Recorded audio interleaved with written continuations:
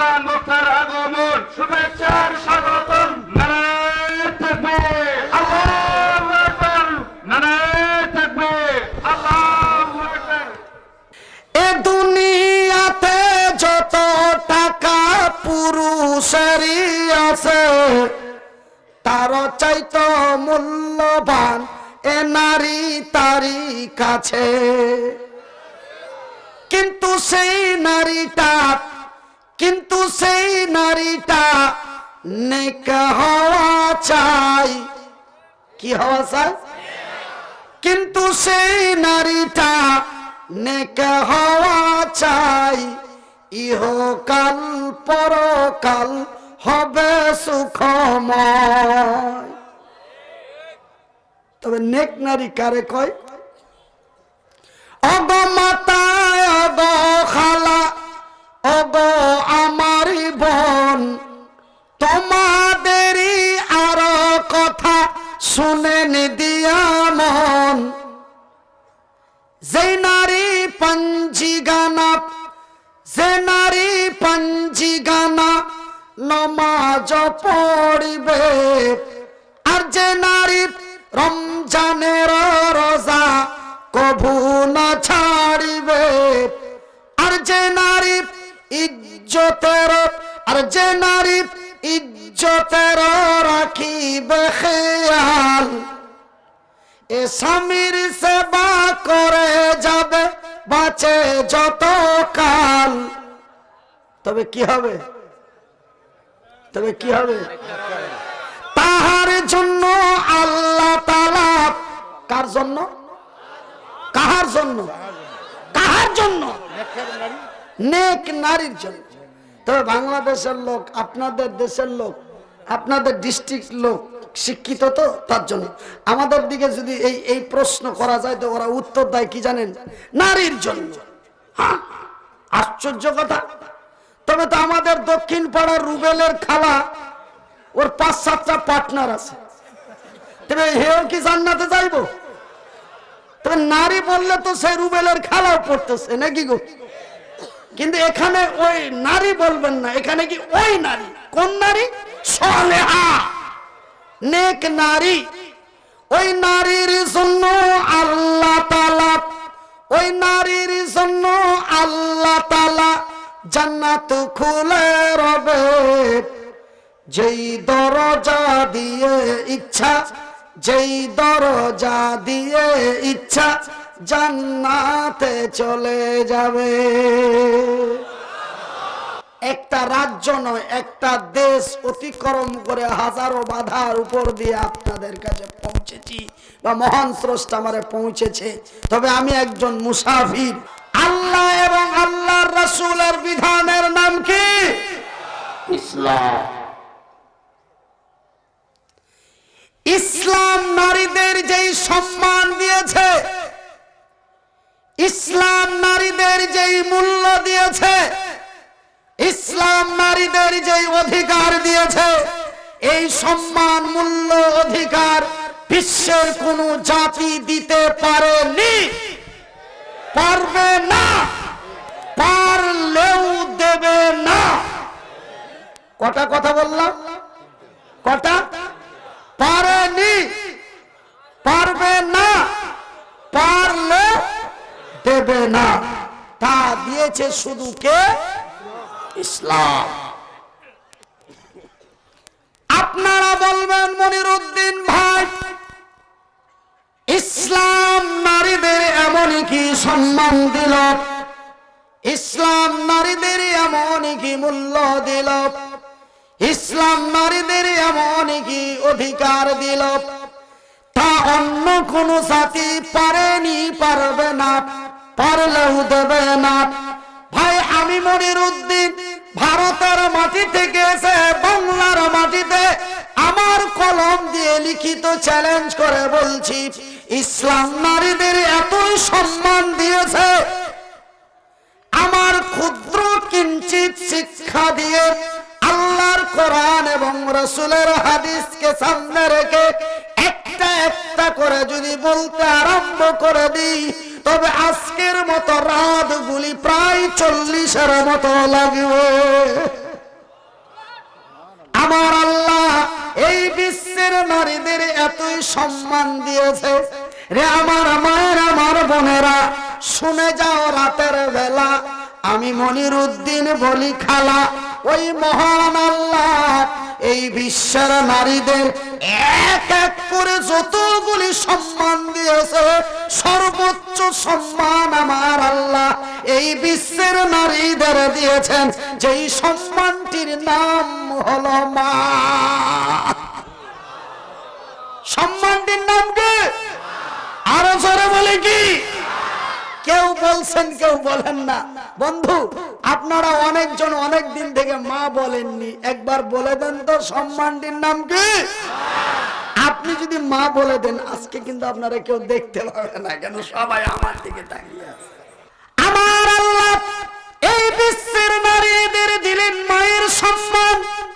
শুধু তাই নয় বন্ধু, এই পবিত্র কোরআনটি খুলে দেখুন, আমার আল্লাহ এই বিশ্বের নারীদের কত সম্মান দিলেন। এই পবিত্র কোরআনের ভিতরে 1-2 করে 114টি সূরা রয়েছে। বেশি বললাম না কম গো? ঠিক বলছি না? এই পবিত্র কোরআনের ভিতরে 1-2 করে 114টি সূরা রয়েছে। তার মধ্যে মহান আল্লাহ একটি সূরার নাম রেখেছেন মহিলা। বলবেন হুজুর, মহিলা আবার সূরার নাম? ভাই, বাংলায় বলে মহিলা, ইংরেজি বলে লেডিস, ভারতের ইন্ডিয়ান ভাষায় বলে আওরাত, আমার আল্লাহর ভাষায় বলে নিশা। তবে পবিত্র কোরআনে একটি সূরা আছে, সেই সূরাটির নাম হলো সূরা আন-নিসা।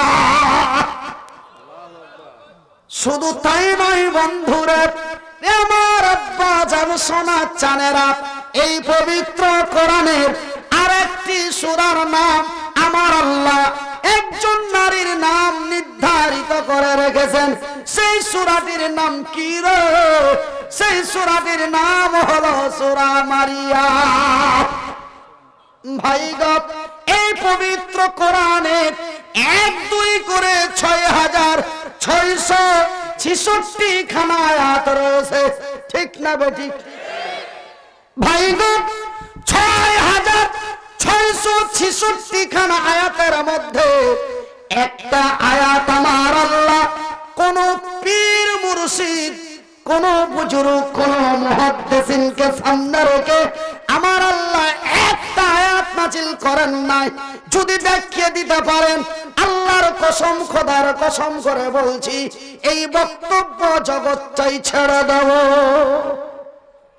একটা আয়াত দেখাতে পারবেন না কোন পীর ওলি আউলিয়াকে সামনে রেখে একটা আয়াত নাযিল হয়েছে? দেখাতে পারবে? দেখাতে পারবে? কিন্তু আমার আল্লাহ এই বিশ্বের নারীদের কতই সম্মান দিলেন। পবিত্র কোরআনের শুরু পৃষ্ঠা থেকে শেষ পৃষ্ঠা পর্যন্ত পড়ে দেখুন, বুঝে দেখুন, 1-2 করে প্রায় 1100টির মতো আয়াত আমার আল্লাহ শুধুমাত্র একমাত্র এই বিশ্বের নারীদের সামনে রেখেই নাজিল করেছেন।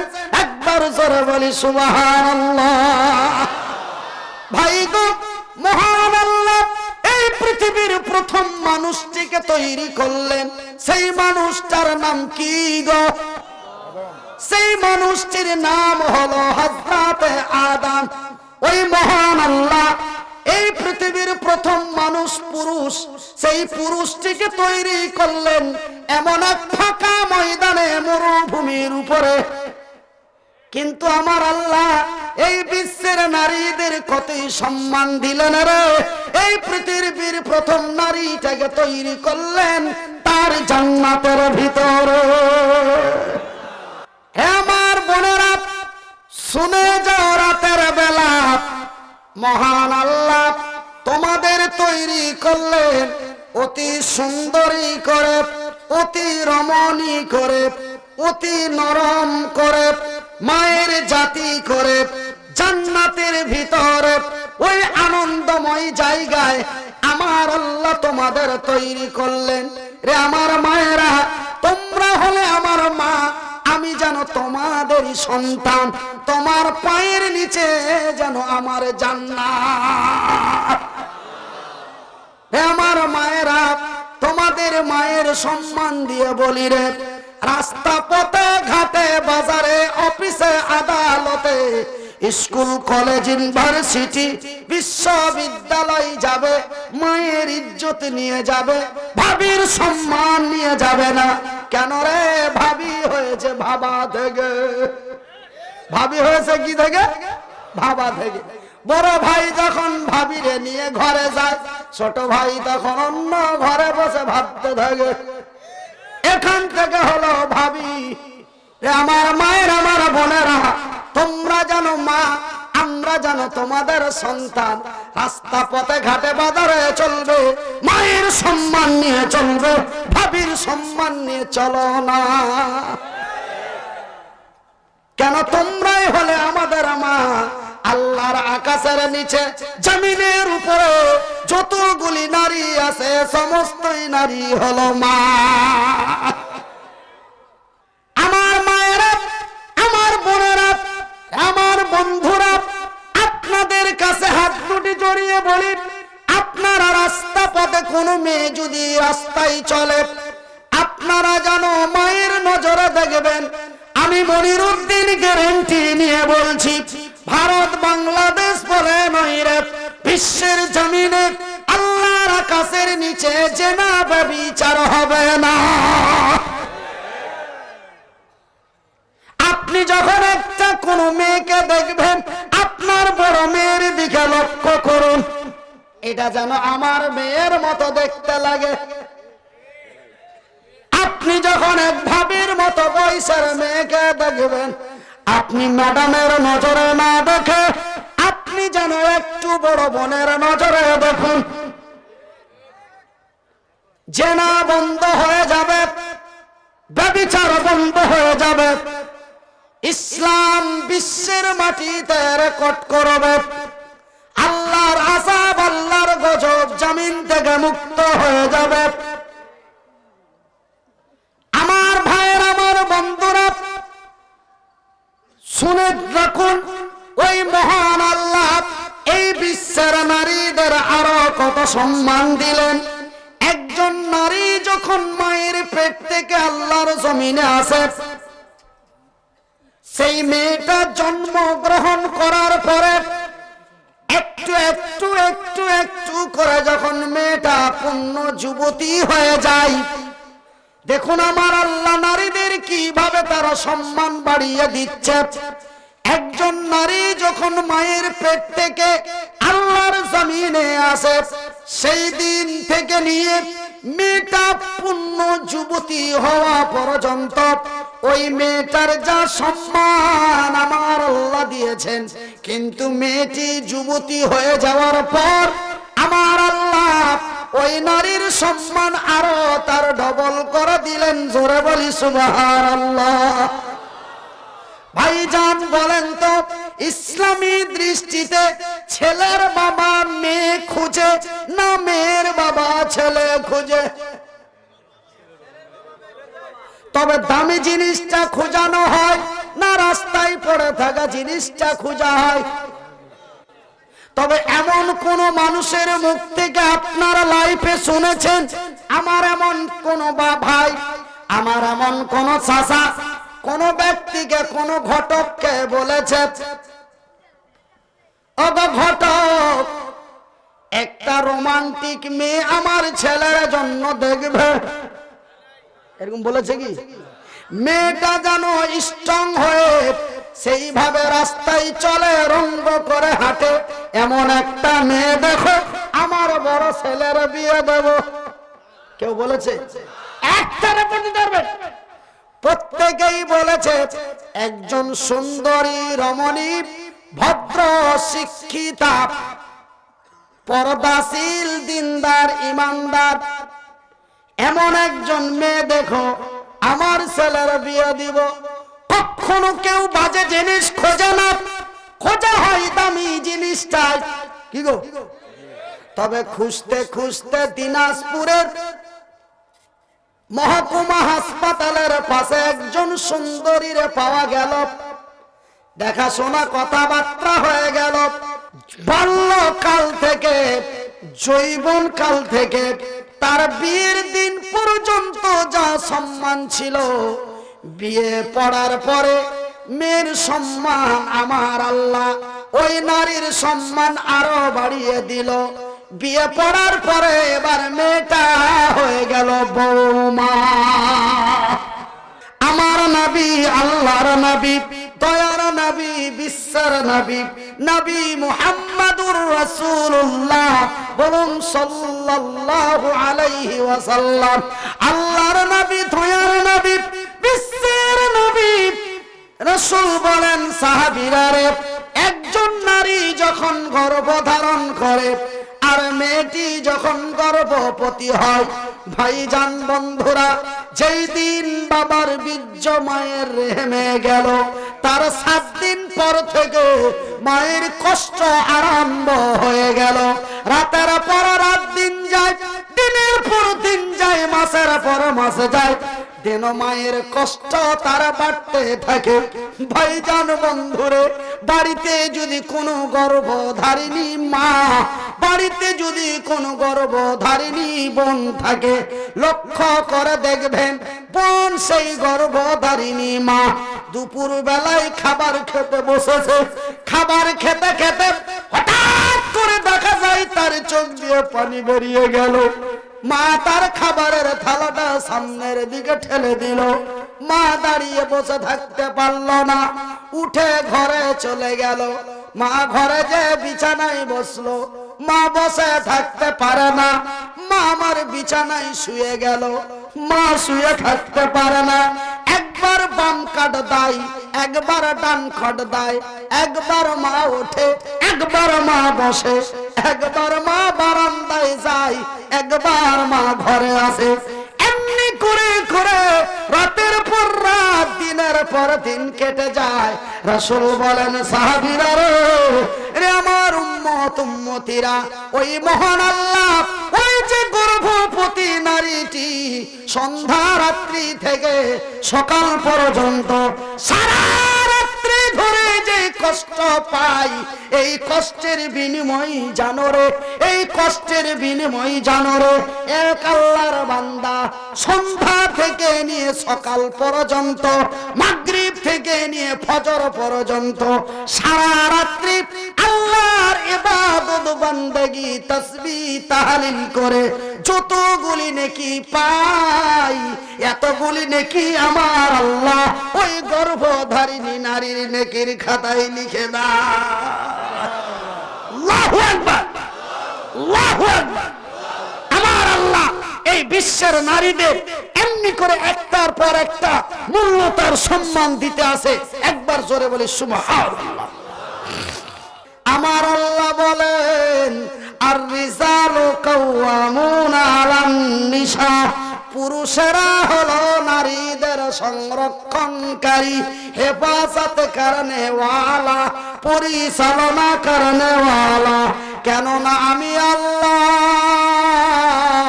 নারীদের চাইতে পুরুষদের শক্তিশালী বানিয়েছি। নারীদের চাইতে পুরুষের শক্তি বেশি, শক্তিশালী বানিয়েছে। এবার তসলিমা এবং তসলিমার মতের মেয়েরা বলবে, এমনটাই কেন হলো? আল্লাহর নাম তো রহমান, আল্লাহর নাম তো রহিম, আল্লাহর নাম তো খালিক, আল্লাহর নাম তো মালিক, তিনি তো হক বিচার করনে ওয়ালা। কিন্তু এমনটাই কেন করলো আমার আল্লাহ? ওর যে এতই দয়া, তসলিমা এবং তসলিমার মতের মেয়েরা ওরা বলা বলি করছে, আল্লাহ এটা কেন বলে? ও তো সমান বিচার করে, ওরাও তো মানুষ, আমরাও তো মানুষ, তা আমাদের চাইতে ওদের শক্তি বেশি কেন দিল? ভাইজান বন্ধুরে রে, তসলিমার উত্তর শরীরা, আমি মনিরউদ্দিন বলি, মা আমার আল্লাহ নিজেই বলছেন, এই এই জন্য আমি আল্লাহ নারীদের চাইতে পুরুষের শক্তি বেশি দিয়েছি। কেন? আমি আল্লাহ এই বিশ্বের নারীদেরকে অতি সুন্দরী করে, অতি রমণী করে, অতি নরম করে, মায়ের জাতি করে তৈরি করেছি। এরা ঘরের রানী, ঘরে বসে থাকবে। আর আমার মতো মনিরুদ্দিন, আমার মতো রইসুদ্দিন, আমার মতো জালালউদ্দিন, আমার মতো শামসুদ্দিন, আমার মতো সালাহুদ্দিন, তারা অর্থ সঞ্চয় করে নিয়েছে ওই সম্মানিত নারীগুলিকে যেন সম্মানের সহিত বাড়িতে বসে বসে খাওয়াইতে পারে, তাদের সম্মানের সুরক্ষা করতে পারে, তাদের তাদের পরিচালনা করতে পারে, তাদের ইজ্জতের হেফাজত করতে পারে, তাদের কল্যাণের উপকার করতে পারে। এই জন্য আমি আল্লাহ নারীদের চাইতে পুরুষদের শক্তিশালী বানিয়েছি। লামুরাদ হিজরত, তোমার বিবি যদি তোমার বাইকে চড়তে পছন্দ না করে, ওর ছোট দেওরের বাইক পছন্দ হয়, তবে তুই কোন পুরুষ রে? তুই জানো লামুরাদ, তোর বিবিরে তোর পরিচালনা করার ক্ষমতা নাই, তোর বিবির সম্মানের সুরক্ষা করার তোর ক্ষমতা নাই। তুই খবরদার বিয়ে করিস না। আল্লাহ এবং আল্লাহ রসুলের বিধানে যেন তোর মতো পুরুষকে বিয়ে করতে নিষেধ করা রয়েছে। আল্লাহ নিষেধ করেছেন, আল্লাহর রাসূল নিষেধ করেছেন। তোর যদি পুরুষতা ক্ষমতা না থাকে, তুই যদি এক নারীর ইজ্জতের হেফাজত করতে না পারিস, তুই যদি তার পরিচালনা করতে না পারিস, তুই যদি তার ভোগ মিটাতে না পারিস, তুই যদি তার দায়িত্ব পালন করতে না পারিস, তবে একজন সম্মানিত নারীকে নিয়েছে অসম্মান করে তার কলঙ্কিত করা নারায় দেখবে। ইসলাম তা নিষেধ করে দিয়েছে।